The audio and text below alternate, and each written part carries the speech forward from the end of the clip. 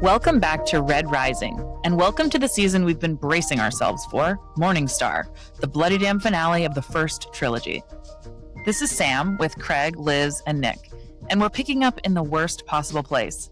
Because last season ended with Darrow getting led into a riverbed, betrayed by basically everyone he trusted, and stuffed into a box. So, about that box. This episode covers Part 1, Thorns, chapters 1 through 12, where we learn exactly how long 9 months in the dark feels, discover that Darrow's prison was sitting under the Jackal's dinner table the entire time. Cool, normal, totally fine. And watch Holiday and Trig T. Nakamura pull off a rescue that costs more than any of us were ready for. We get Sevro back in the Mask of Ares, a reunion in Tinos, and the gut punch of what Sevro did with Darrow's old eyeballs while he was gone. Pierce or Tim, the door is open. Come on the podcast. The following conversation contains major spoilers for Pierce Brown's Red Rising trilogy. The series also includes depictions of graphic violence, torture, slavery, sexual violence, and genocide. Listener discretion is advised. Have you guys been keeping up with the drama going on? Yeah. At the What Renaissance keeping Festival? updated? The Renaissance Festival is really big in Maryland. Yeah. And you're not saying that for me. Sorry. no. There are other I people know. listening. Yeah, but What the everybody heck? listening also knows that. Come on. Okay, If Pierce. they're not Maryland residents because they're related to us, they're Renaissance people. Absolutely. Yeah. Come on. 100%. Okay, Then they're continue. probably furries. Right. And they're no longer allowed to go. Yeah. Yeah. That's Well, big news. I guess they can't they still go, but I guess you can't be yourself, so. Well, you can't be in.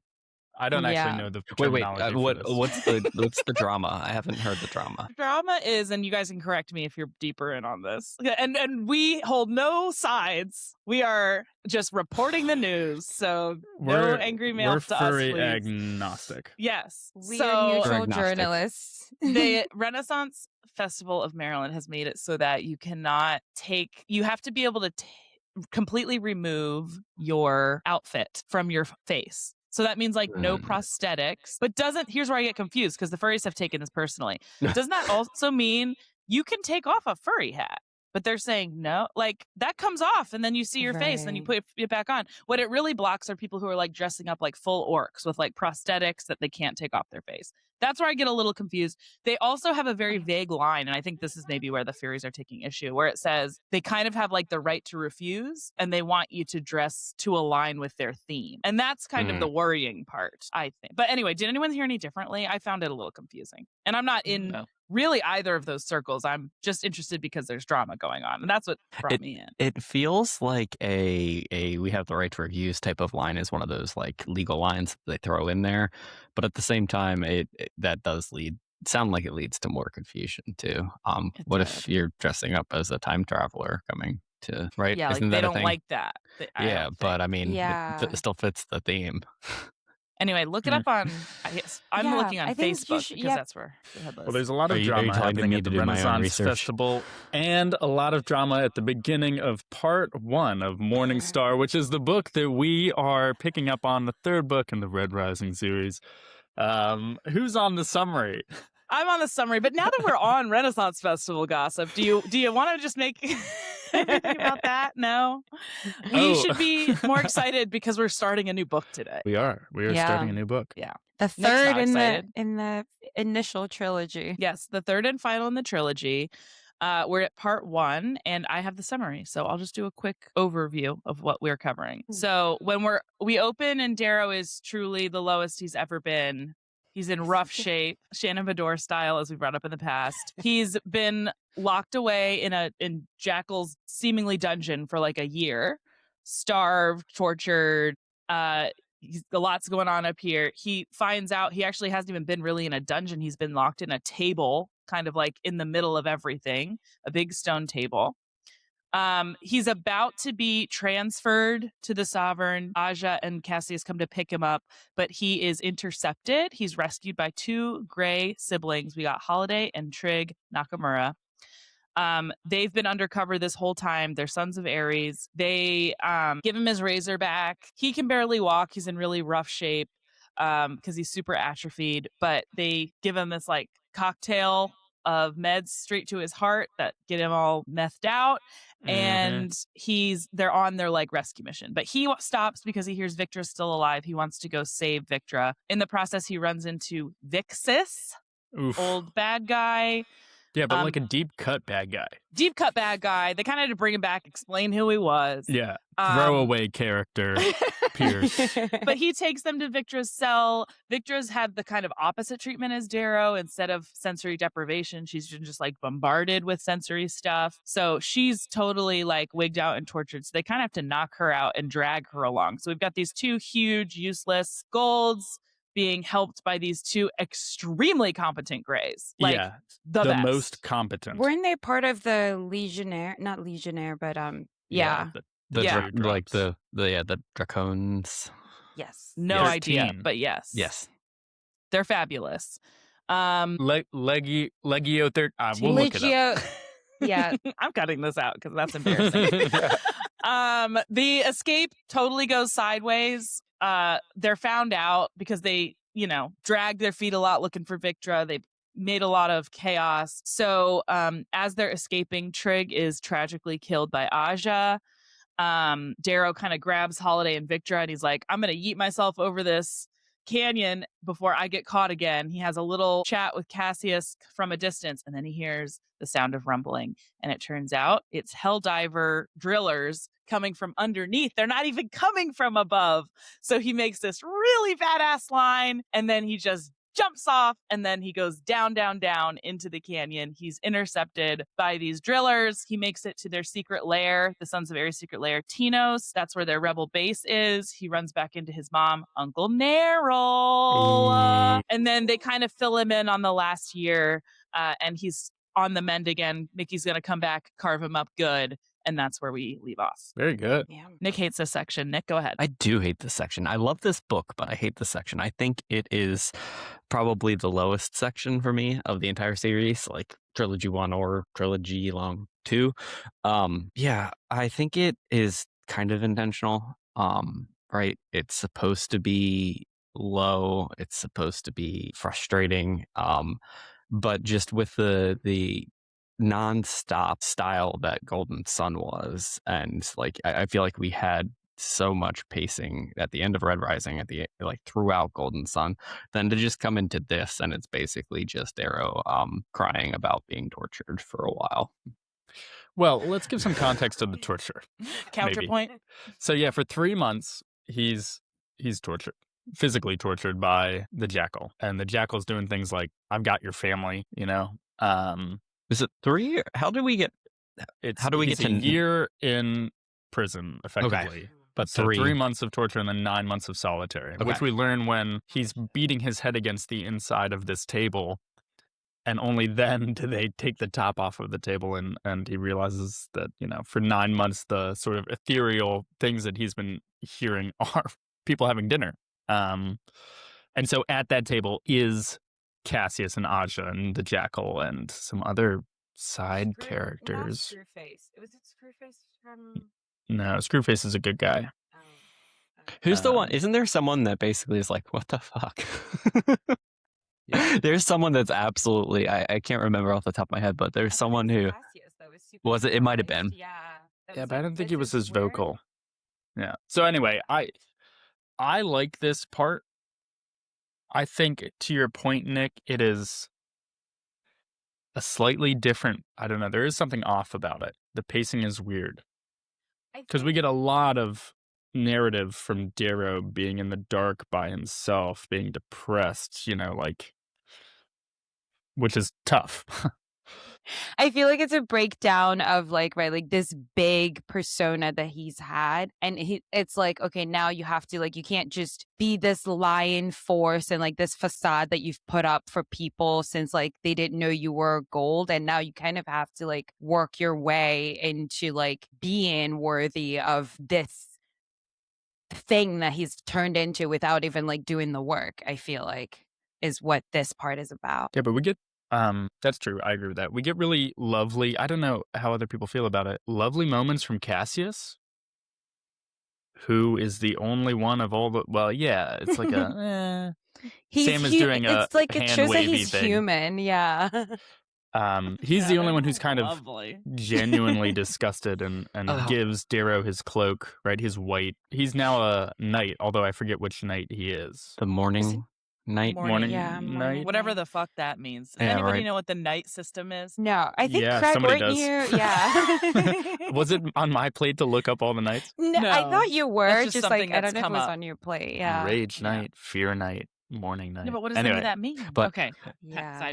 I wouldn't necessarily call it lovely. I agree with the kind of shrugging at that a little bit, but I do think this gets into something I think we talked about in one of the previous books about how Cassius's honor, that he's called it, has been kind of questionable at times. But I think this might be where it's starting to like show as true honor in a way, because yeah, that's what he's doing here. Also, Liz, to your point earlier, Thistle is the howler you were thinking of. Yes. Thistle. Oh, Mhm. Thistle, that's right. So for Yeah. everybody's context, Thistle was a howler and turned to the dark side, which, call back to last season, we saw a glimpse of when Ragnar gets the Yep. razor. And Yes. Thistle's just disgusted by it. And that's Yeah. when, isn't it, like, Yeah. Clown is like, what is going on here? And Thistle is Yeah, just, what's going on here, Darrow? yeah. Yeah. So anyway, then he's going to get cleaned up in QC. people are like using a fire hose to clean Darrow, and bullying the heck out of him. And so then we meet these two incredible characters that I love, Trig and Holiday. And I don't know if anybody has seen The Last of Us, Yes. but the daughter in The Yeah. Last of Us at the beginning, you get a very short amount of time with her if you've played the game or seen the TV series. And you fall in love with that character in about 20 minutes. That's all you get with her, and that is Trig. I'm so glad you mentioned that. It's so Ugh. effective. It's Mhm. incredible. Mhm. Yeah. The dialogue, the interplay between Trig and his sister Holiday, everything is cute about it. And they're so competent, which we love. Yeah. Also, I would isn't- hire Trig. Isn't Oh, basic? 100%. Isn't his first line basically like Aries sends his regards, motherfucker? Yeah, which is Yeah. a great line. Yeah. Yeah, there's Yeah. really not like a line, a glance, anything wasted in like endearing Trig to the reader, Yeah. So good. which should have been concerning on first read. I don't think I saw I his agree with that. death coming, but I was dreading it the whole time I was reading it this time. Yeah. For some it's rough. reason, I forgot that they started the rescue in the QC area. Before I reread it, I could only picture the elevator scene. Like that was all I kept remembering when it came Yeah. to like the Mhm. rescue was the elevator. I forgot that it started well before, and that's how like they were kind of able to catch up to them because it started before the elevator. Then they did the pit stop to Victra, which is really sad that like going to rescue her and she just being like an animal, right? Because she doesn't trust anything that she sees or hears, and she's like, this must be a trick. And so Yeah, it took she like, says, "Take off your face." yeah, that was so sad. Which also, in a way, Darrow has not as rough of a moment, but when Holiday and Trig first show up, he's like, "I don't believe you," and they Right. have to convince him that they're not just another trick. Yeah, that's true. Well, it doesn't make sense. So for all of the listener that hasn't read the series, which is most of our listeners, Legio 13 is like the super top secret best military force that is the personal defense army of Octavia Alun, who is the sovereign. So it doesn't make sense that two SEAL Team 6 effectively folks would be deep cover Sons of Ares. So that is part of this, like, You mean It in the is- world in the world of Red Rising. It doesn't make any Yeah. sense that they would to appear the other characters? Or do you mean to you as a reader? No, to us, but to Darrow. Oh, yes. Oh, Yeah. Right. yeah. So it's like a double whammy. Yes, he's been tortured and he doesn't trust anyone. And to have this is exactly the sort of thing that Jackal would do. Yeah. It's like give you hope for a little bit and then take it away. Yeah, That's and true. I think definitely the whole, being tortured for however many months he was being tortured kind of clouded his mind a bit because it's also exactly the thing that Fitchner would do. Hmm. Right? So You mean have someone that deep? yeah, exactly. 'cause Oh, I mean, yeah. Fitchner like- himself was that deep. Yeah. Exactly. Yeah. Cool. So they save Victra. Do we have any qualms with that? Everybody good with saving Victra despite the fact that it sacrificed Trig? Well, there's a discussion for off this pod, but Liz, go ahead. I was gonna say, as I wish that we had developed Trig and gotten to know Trig more, but I do think the long-term benefit was worth it of saving Victra and sacrifice in Trig. Because if it was the other way around, I don't think that we would have the development with the characters as we end up having in later series. I 100% agree. Yeah. I complain a lot about throwaway characters, Vixus being one of them, who appeared in book 1, mentioned maybe in one sentence in book 2, and then is now just for us to see Darrow kill somebody. But I was very happy by that death. I was like, yes, finally. It was very un-Darrow-like. I think it's kind of showing who Darrow, like who they're making Darrow into and who Darrow's becoming potentially, right? It's not Darrow like to this point, but maybe this is the Darrow we have now. I also think it's a moment for us to be like, yeah, we'd kill Vixus too. Exactly. You know what I mean? 100%. He's finally learning from like not killing people and then that having to bite him in the ass later. So I think, I don't know, it was worth it. Yeah, I agree. And I agree with your take, Liz, on it being worth it. However, I do miss Trig. And for those of you who know, there are some fun little nuggets here that relate to the second trilogy. So we're going to do that at a separate moment. So we're not skipping it. We're just skipping it right now. Okay, let's move on. Well, I'd like that. Before we move on. No, we gotta move on. We're moving on. Just to the point of Trig, he isn't a throwaway character. He gets a chapter or two, but his impact is gigantic, which I think is the difference between screen time and off-screen time. So anyway. That's very helpful for me to further on my journey of understanding what you mean by throwaway character. That's very helpful directive. So thank you for that. It's like EO and Pax are not throwaway characters, but June the Baker is. Hey. How dare you? June. One thing so they give him his razor back and it's got these like beautiful etchings and carvings in it. And we learn, I don't think we knew that like golds kind of etch in their like conquests and who they've defeated into their razor. And what's happened is they've done all of the people that Darrow loves and is fighting for. And so it's this like really beautiful like razor moment. So I wanted to just voice that because that's a cool little detail.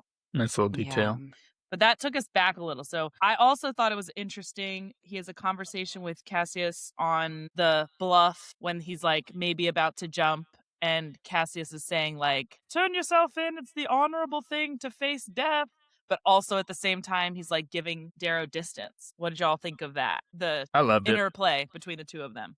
Yeah, I mean, and Darrow admits this to himself. And he is both frustrated with Cassius for having pity.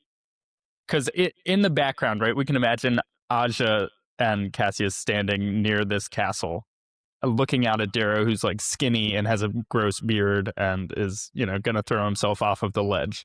And Cassius is like, don't do it, while nodding his head, because Cassius knows that if they capture this guy again, that's it. It's going to be horrendous for the rest of his short life.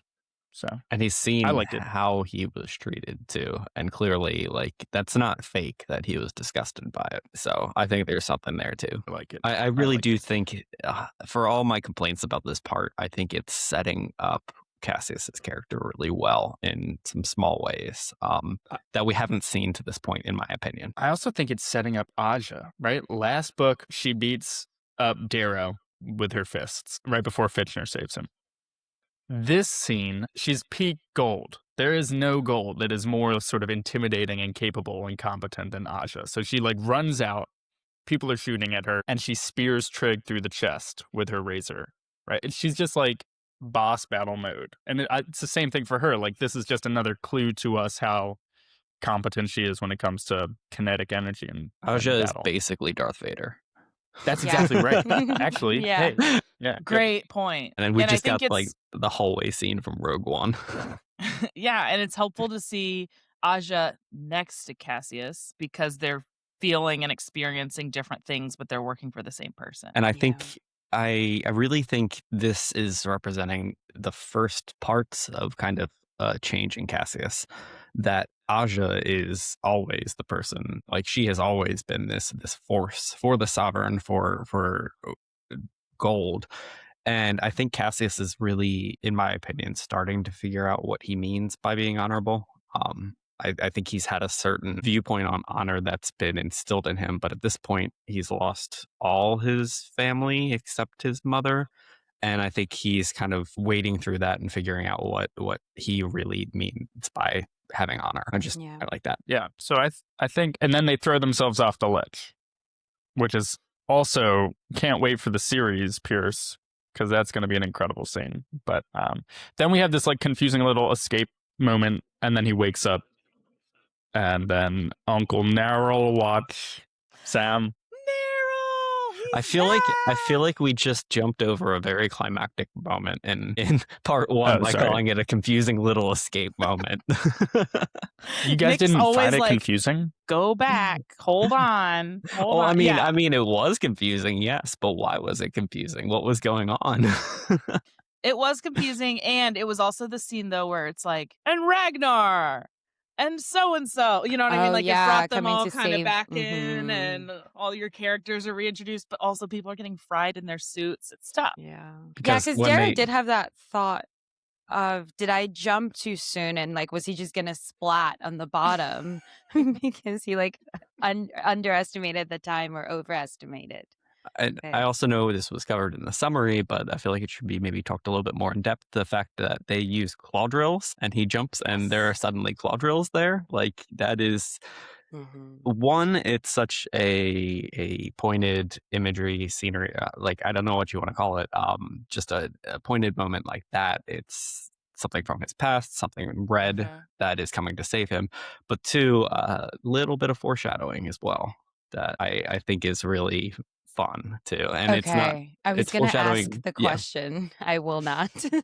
Foreshadowing for this book, not further series. Yes. Okay. Now I want to know what the question was, Liz. Also, like, just like coming out of the ground, like, so and just like, with like the howlers flying out. Right. Yeah. Of course I could. Good job, Pierce. If you haven't heard this before, good job. We love your book. But it is great. Thank you for bringing us back, Nick. Like,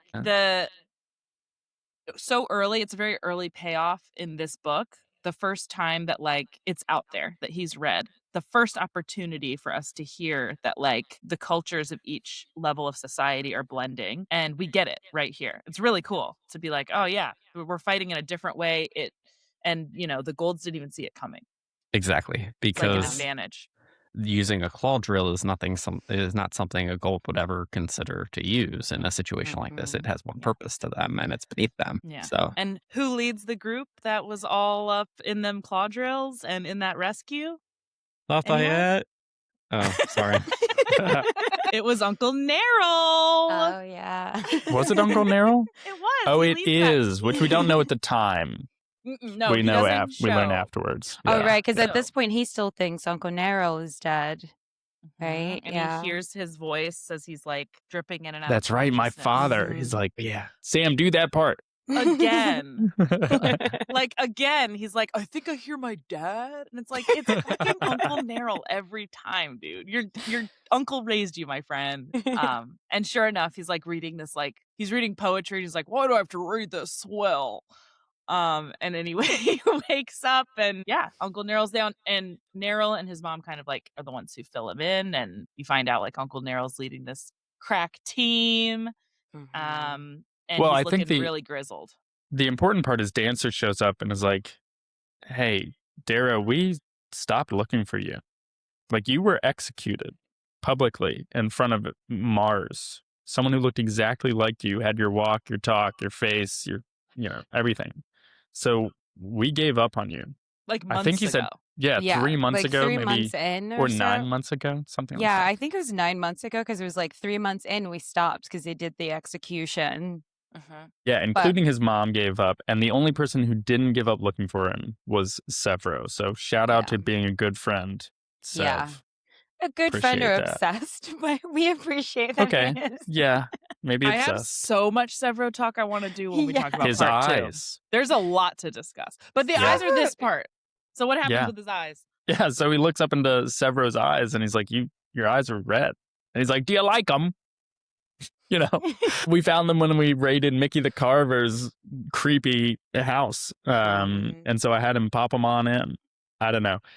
It's It's very Sevro to do. And whose eyes are they? They're Darrow's eyes. Yeah, his from prior OG to eyes. his original eyes before he got gold eyes. So Yeah. and Darrow's like, finders keepers. This is true. I did think it was interesting, or I thought that I was like, it's fascinating that as he's healing now, it was his mom that like was pushing him on his wheelchair, and it was reminiscent of Golden Sun when Mustang was the one wheeling him around in his wheelchair, and it's like he does all these crazy things, but he always falls back to like the women that like will help like get him like get him back to standing. Yeah, that's great. Yeah, but Sevro Uncle was Nerl? creepy. Yeah, he's a creep, but we love that about Sevro. Yeah. Also, the interplay between Ragnar and Sevro, they're now like best of friends. Like buddies. Yeah, and Ragnar steals Sevro's candy bar and then throws him down a hallway. Like everything is just, we have gone from this moment of like deep, dark suffering to we can see Darrow being healed, right? By being surrounded by people. He has that moment of where he's taken to the hospital, Mm-hmm. and one of the Reds is like, did they also did they make you proportional when they changed you? And Darrow leans in and is like, you should ask your mother. It's great. It's hilarious. It's so funny. Yeah. We haven't talked about this since I think book 1, but that's a little bit of a boy book moment too. That's true. That is a boy book moment. Which it's fun. laughed. I feel like they're less. We're getting more and more to just like true like away from the boy book trope, and to have a couple little things like that in there are fun. Yeah, I think we lean back into it in the coming parts, particularly around like anger and rage and how it's used as like a totally acceptable driving force for like plot and violence. So we'll talk about that later. Yeah. And also the whole like Rocky training montage that we get. There's Rocky. But what I true. appreciated about that scene in particular was it was Ragnar's idea, who's like the epitome of like manliness and masculinity and strength.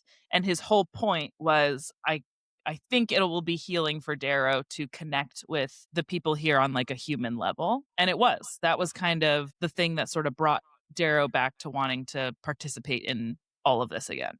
Which So also, good for Ragnar. Speaking of Ragnar, have we heard his nickname that they've given him at this point, or does that come later? The Shield of Tinos. Which is incredible. Yeah, it's great. Yeah.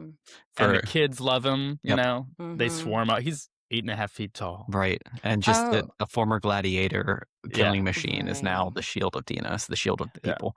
We do get a lot of good Ragnar details. We do. Oh, yeah. And I have a question for you all. So one thing I thought this part did effectively was show the different characters out of their element. Like people haven't clicked into sort of where they belong in the society yet. Mustang should be leading. She's not here. So Sevro's leading, and it's really not his strength. Also, as we'll talk about, I have a lot to say there. But Darrow is kind of following because he's not really strong yet. So like he's trying to find where he fits. But I'm really interested to know, like, should Ragnar just be in charge of everything? Like, what is Ragnar's role currently? What is his ideal role? I almost feel like he's continually relegated as a side character in this, but he's like got it all going on. Yeah. Ragnar should be leading. I mean, he's also like seen more war and fought more than all of them.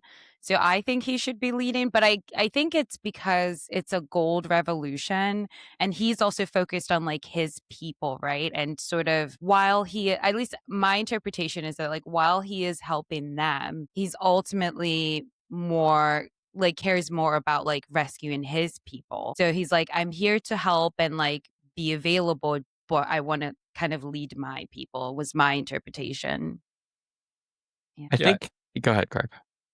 Well, I mean, we don't, besides these off-camera-ish moments, we don't see Ragnar. That's not true. We get opportunities to hear about Ragnar leading, but Sevro won't give up power. He loves being Ares. There is that. And see, that's an interesting, really, the first time I read this, I was really annoyed by Sevro. I think that's a fair assessment to be annoyed by Sevro. But the second time I read it, I was still slightly annoyed, but it was also, if you think about it, he's holding on to this power, to this image of Ares that he's assumed because it's the last thing he has of his dad. And it's also really sad. he thinks he has to be this because it's his only tie back to his dad. Yeah, it's also a great example of like monarchies don't work. Yeah, Fitchner had a plan and is not Sevro. And Sevro can't step up, which is what we see in part 2. Like, there's so much failure happening. In fact, Dancer who gives a summary of like how horrendous the war is going? Tinos, for everybody's context, Tinos is this secret underground lair that Fitchner created effectively. It's a bunch of which hang Tights down? or Stalactites? Tight. They're holding tight. Oh, stalagmites might fall on you. Isn't that it? We have 2 different heuristics. And Oh, no. One of them can't be true. Put it in the comments. Anyway, there are 500,000 Reds who are living in poverty down in this abandoned location. And they have power, but there's a lot of creepy stuff happening because, big spoiler moment that we need to talk about, Sevro released to the public the recording of Darrow being carved. So everybody now knows, without thinking about it, so everybody now knows that Darrow is a Red. But there's very limited food. There's not enough to eat. Sevro says there haven't been any rats in Tinos for months, right? Because people are eating the rats. So everything's bad, which is, to your point, Nick, I think we also kind of are getting to a theme that is very pronounced in this book, and I think it becomes more pronounced as we go along in the series. And I think we're kind of dancing around it a little bit. We talked about Ragnar, his position, Sevro, his position, like, and how people are all out of position. And I think we're getting to this theme that it's not one person that can lead. It's all of their strengths together. And when you're missing some of those strengths, things fall apart. And that's a bit of what we're seeing here, because I think it's no surprise. Missing Mustang means that all of the logistical aspects of Tinos are falling apart, because that is her strength. And granted, we don't know that at this point. We don't know that she's ever going to be coming back into this picture. But I think you could definitely see that if she were here, that might be going a little bit better, at least. Fine, I'm getting into it a little bit. I'm ready for it. I'm ready for it, Sam. Let's hear it. So people like to put Sevro in a box. It's cleaner for them. They like to say Sevro is blindly loyal to Darrow just because he's an idiot, dumb, good friend, hound dog. I covered that in a couple episodes ago. In this one, we're getting a blanket statement that Sevro's not fit to lead, and it's because of his character and who he is. And as we move forward, we just need to remember Sevro's not much of a leader. But Sevro's dad just died, who he recently found out was the leader of this rebel organization. Then he found out who his actual mother was. Then his friend was captured, seemingly killed. He was the only one who thought that he was alive and searching for him. Like, this guy's grieving so hard and going through such a hard time. And also has the mantle to uphold that Nick was alluding to earlier. So I don't think this is the best time to judge his leadership skills. And I don't think he gets any validation or recompense for that. I think we just move on in the books with he wasn't meant to do this. And I think that's so... I'm glad you bring this up, Sam, because also going back a point, it's seen as a little bit of a comic relief, the whole he has Darrow's eyes now part. Like, we were supposed to laugh at that, think that's really creepy. But at the same time, this man just learned that his mother was a Red. And it's kind of like, yeah, he wants to embrace his mother's identity. That's part of him. So yeah, it is a little bit funny, a little bit weird, but at the same time, it's also a little bit sweet and thoughtful. He's embracing the other part of him that he's had to ignore for his whole life. So yeah, there is a lot there. I didn't put that connection. Yeah, I didn't put that connection together. I was more so focusing on the creepiness with his Darrow's friendship. So that's a great call. That's a great point. Yeah, he is dealing with a lot, but I think I guess I was gonna say part of being a good leader is knowing when to delegate, right? But in this world, they've been in the institute and fighting. They didn't know quite. I mean, and he's been with Darrow since the beginning. He didn't know quite what he was fighting for, but they've been in this I need to keep remembering that they've been in a fight or flight mode since. Imagine being that way since college, and that's all you know. So I can see how he is just okay, we're just gonna get through this. But I really wish he had had more faith in other people as well to kind of help. But I mean, what was he gonna do? Yeah. He's also 22, 23 at this point. Right. That's true. Still a baby. Yeah. And what's his plan? What was Fitchner's plan without Darrow? With Darrow didn't have a plan. Yeah. Yeah. What Fitchner had a plan. What is he supposed to do? No. Nobody. And Absolutely. I He had had more experience to like Yes. act on the fly. Yeah. I have a note in my book that I was like, because Darrow was like, Eo never thought of that. I'm like, leave this poor girl alone. She was literally just 16 years old and was like, we're being like manipulated. We should get out. Yeah, She that's all didn't she even know had. there were stars. Right. I'm like, why would she have like this all lined out and like written somewhere? Like, yeah, she just had a dream. Like, we all have a dream. That's it. Well, no, we don't, R.I.P. But yeah, and Yeah. Victra didn't have a plan. Like, even Darrow had to be like, yes, I have a plan, because I don't know. I think they just like, obviously they were focused on trying to get out from being, right, like, what is the word I'm looking for? Oppressed? Yes, trying to get out from being oppressed. Like the rest of it, like how it would all fit and how they would all fit into society, I don't think they had thought about or like really mapped out. I think they thought that the the golds of Io and like the outer moons will probably be on their side, which would then help make things better. But as we like learn later, that doesn't quite happen, because those golds are also having their own fight with what's her name? Mustang. Octavia. Oh. Yeah. And Octavia, we find out, is just a mastermind that they cannot beat. Well, as of right now. Is this the part where we get the Victra Rocky moment where they're training and No. training and training her? That's more Next towards part. the end.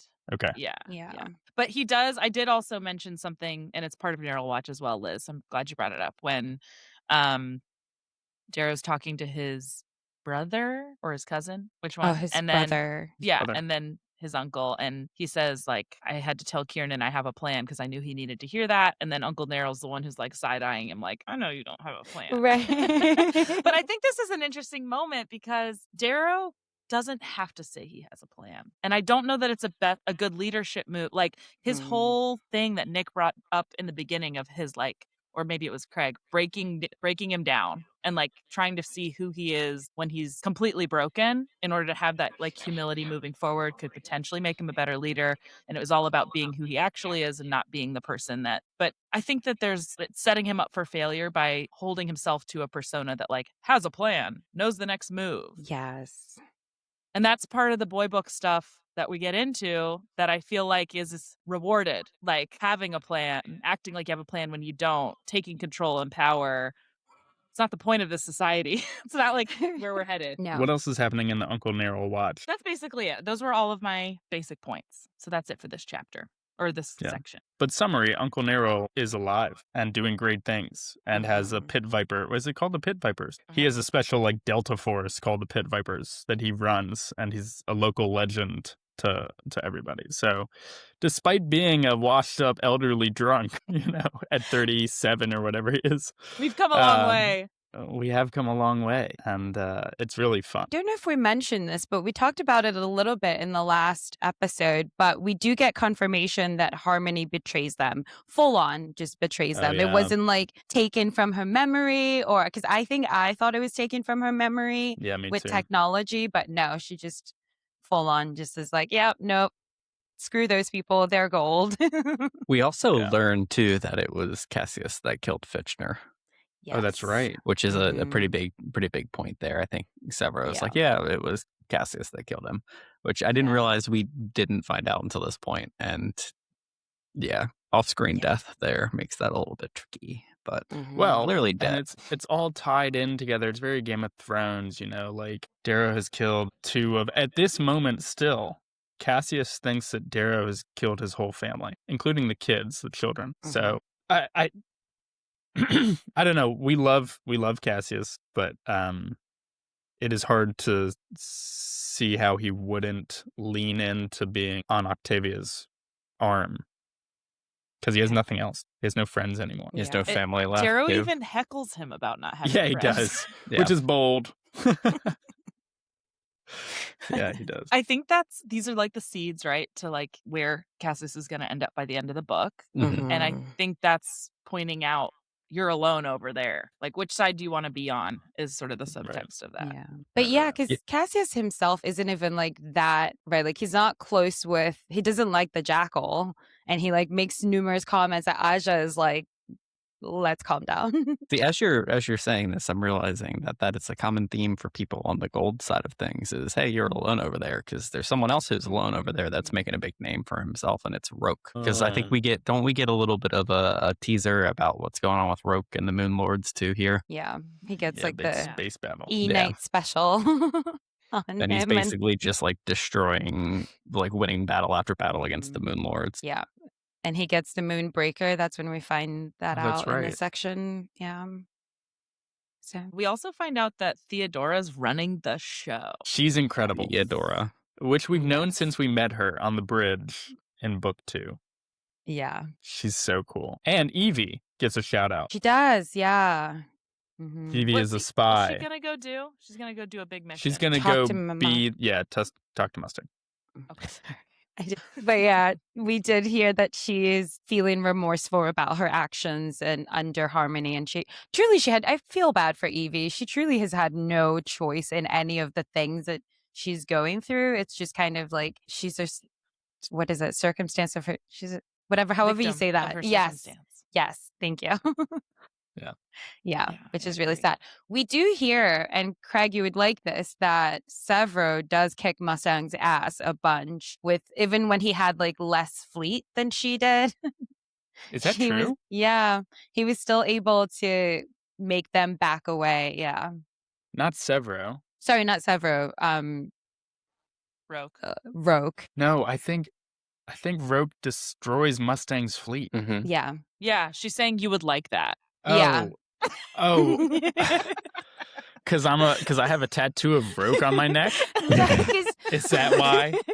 That'd be Yes, sick. and you hate Mustang, so it's like So it's double. win-win, Do you, yeah. you see where we're coming from? It's Yeah. I see. I mean, but we talked about that in the last book, right? Like Roke is, who's the famous British admiral? Nelson? I think it's Nelson. Ask your dad, Sam. No idea. Yeah. So anyway, he's the Nelson of whatever century this is, in space. He's just that's his gift, which we had talked about. He gets a lot out of that, like having purpose and seeing that he's not just a follower. He's incredible at what he control. does at his profession. So I did like that, Sam and Liz. Hey, hello. Sorry, Liz. He's just so used to me busting his chops for no That's true. reason. All right, Victra. Yes, he has a special meeting with her in her hospital bed where she's changing her bed. Yes, Yeah. and he gives her a choice, which is very cute and sweet. And he's like, "Hey, everything that you know is bad and gone. Do you want to be a son of Ares?" And she's like, "I just want revenge." And he's like, "I'll give that to you. I owe that to you." And then he takes off her handcuffs and invites Mickey the carver to come and carve them so that they're top tier golds again. Well, I really liked their conversation. I would love to know what you all think about it. Because the first thing he said is like, "So you know who I am?" She's like, "Yeah, I know." And he's like, "Are you mad?" And it basically comes out that she's like, she doesn't give a shit that he's a red. She thinks like it's fair. If a red can do this, great. More power to you. But she was a little hurt. He lied about it. Yeah. And that he told Mustang and not her. And she's like, but why? Yeah. Yeah. I think this is also kind of a striking conversation because aside from any maybe small lines they had during the escape, the last interaction they had was Victra crawling towards Darrow, trying to plead with him that she didn't know. So to go from that to this, I think is really touching too. Yeah. Yeah. It just shows their like bond as friends, right? It's very cute. And also Victra's character as a whole, like she says she doesn't lie, and she actually meant it. I was just gonna Yeah. bring that up. That's so true, because she did say, I would have protected you had you told me. Like, I wouldn't have cared. Yeah. And hindsight's 20/20, but when we were talking about who he should tell and what their reaction might be, I could kind of see that playing out. Like, I kind of feel like everything we know about Victra and he knows about Victra in the last book, if he had said, like, I'm a red, I kind of feel like she'd be like, what? Like, what? You know what I mean? Like, of all the people in his life other than Sevro, I sort of feel like that one was an obvious one. And That's a good point. That's true. Yeah. It's also the exact opposite reaction as Roke.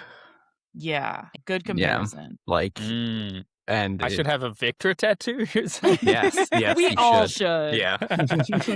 V for Victra. Yeah. I'm not a big fan of like pinup style tattoos, but that would actually be a really cool one. Yes, Because it would be yeah. consensual because she'd be into it. Yeah. Right. Yeah, this is true. Anyway, they start training. Mickey the Carver comes, off-screen moment, carves both of them. Are you And now then- in part 2? Is that part 2? Yeah. Yeah. This Okay, never mind, everybody. Who knows what happens?